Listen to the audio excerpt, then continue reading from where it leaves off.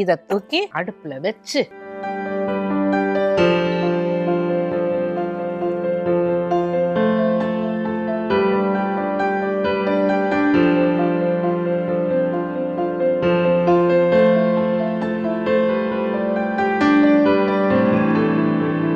இப்போ இந்த வெத்தலையோட பச்சை வாசனை, பூண்டோட பச்சை வாசனை அதெல்லாம் போறதுக்கு கொஞ்சம் கொதிக்கணும். இப்ப கொதிச்சிருச்சா, இந்த நுரைச்சு வருதுல, இப்படி தண்ணி எடுத்து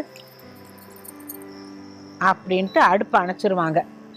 இப்ப இதை இப்படியே இறக்கி வச்சுட்டு தாளிச்சு கொட்டிடுவோம். அம்புட்டுதான். இப்ப ஒரு ஸ்பூன் நெய்யை ஓட்டு கடுகை போட்டு, கடுகு பொரிஞ்சிருச்சுன்னா அது வெள்ளை வெள்ளை வெள்ளையா ஆயிரும் பாருங்க. கருப்பா இருக்கிற கடுகு எல்லாம் வெள்ளை வெள்ளையல்னு ஆயிடும். அப்ப அது தலையில மிளகாய போட்டு